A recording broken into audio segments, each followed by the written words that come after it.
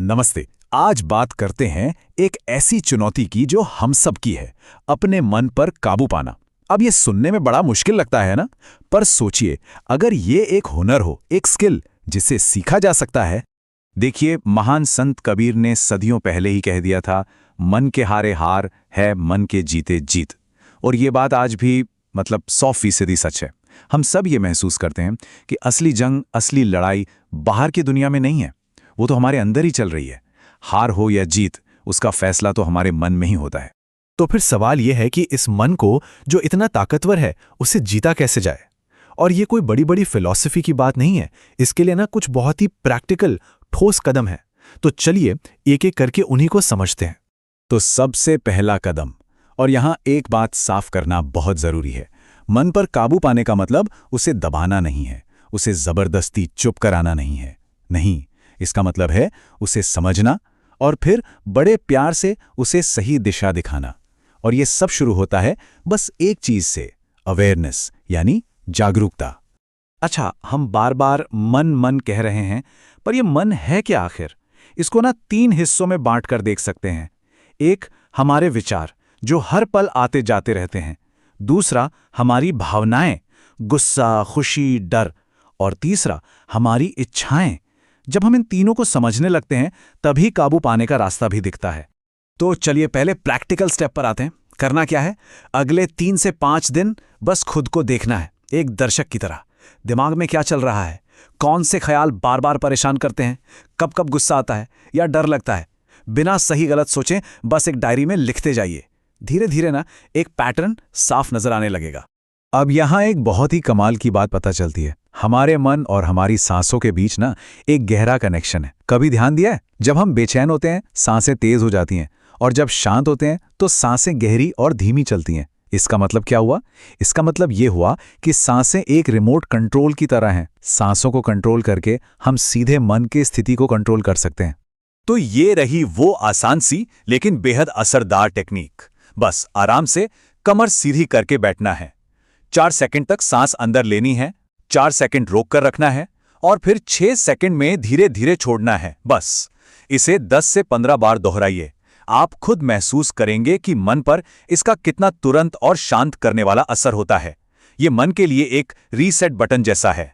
तो सांसों पर काबू पाना हमारा पहला और सबसे ताकतवर कदम था। अब चलिए इस प्रैक्टिस को एक लेवल और आगे ले जाते हैं।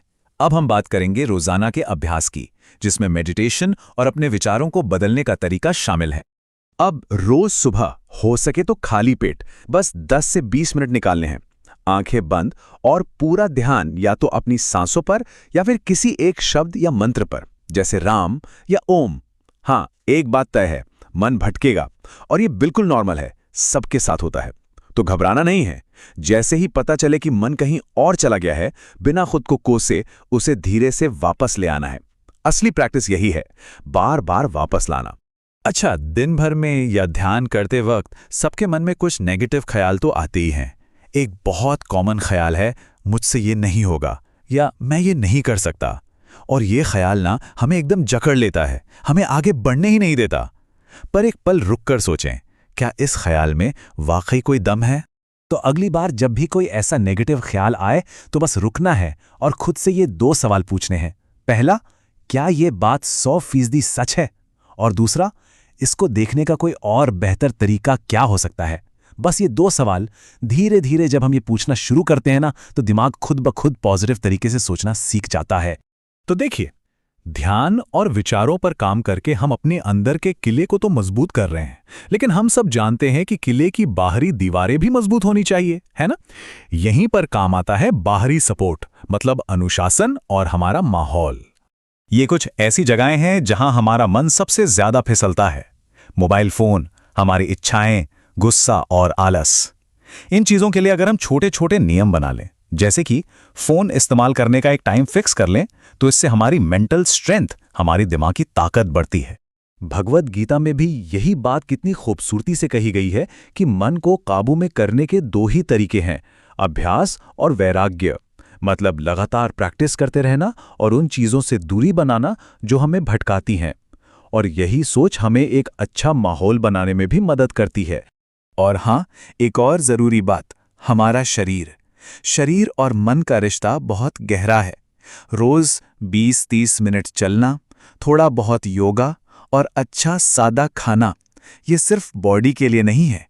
याद रखिए, एक कमजोर शरीर में एक कमजोर मन ही रहता है, तो मजबूत शरीर एक मजबूत और शांत मन की बुनियाद है। तो अब तक हमने जितनी भी बातें की हैं उन्हें एक साथ जोड़ते हैं और एक एक्शन प्लान बनाते हैं। ये रहा एक सिंपल सा 30 दिन का प्लान जो इस सफर को शुरू करने में मदद करेगा। इस प्लान को जानबूझकर बहुत आसान रखा गया है। पहले हफ्ते और कुछ नहीं, सिर्फ सांसों वाली एक्सरसाइज